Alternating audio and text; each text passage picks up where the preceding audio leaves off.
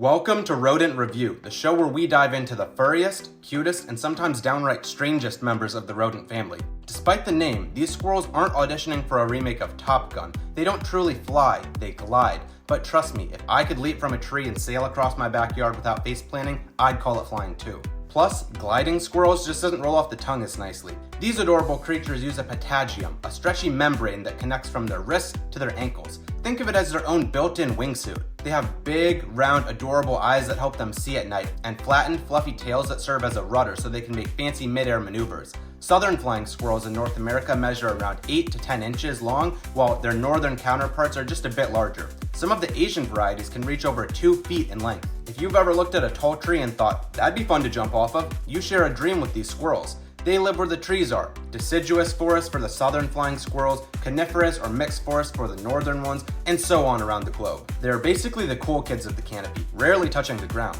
Why walk when you can air surf from branch to branch? So, how do they glide?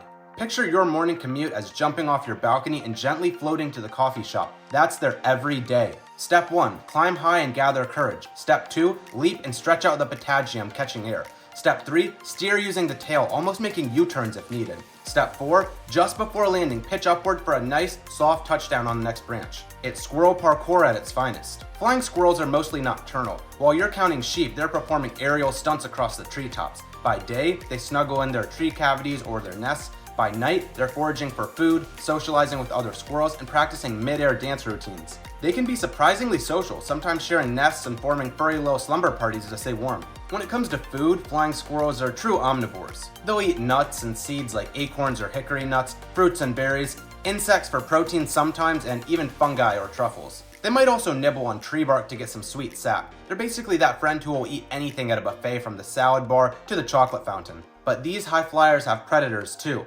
Owls, hawks, snakes, martins, and even cats can be a threat. Gliding away is their main defense, but they also blend in well with tree bark. If cornered, they will bite or scratch with their sharp claws, but usually they're all about that stealth escape. When flying squirrels fall in love, they mate once or twice a year. After around 40 days of pregnancy, the female gives birth to 2 to 4 pink peanut-sized babies. These little ones are born blind and helpless, but within weeks, they're zipping around the nest, and by 3 months old, they can glide just like mom and dad. Flying squirrels aren't typically considered major pests, though they can show up uninvited in attics if the accommodations do seem cozy. In some places, people do keep them as pets, but that requires special care and might be restricted by local laws. From a conservation standpoint, habitat loss is a concern for certain species, such as the Carolina northern flying squirrel, and preserving forests can help these gliding fuzzballs stick around for longer. Before we wrap up, here are a few fun facts about flying squirrels. Certain North American flying squirrels actually glow pink under ultraviolet light. They're basically like tiny little glow sticks. They communicate through chirps and ultrasonic calls that humans can't hear. That's it for these high-flying, gravity-defying, glow-in-the-dark squirrels you never knew you needed in your life. Next time you hear rustling in the trees at night, it might be a group of furry ninjas practicing their aerial ballet. Thank you for tuning into Rodent Review. I hope you guys enjoy this series, and if you did, let me know which rodent you'd like to see in the next episode.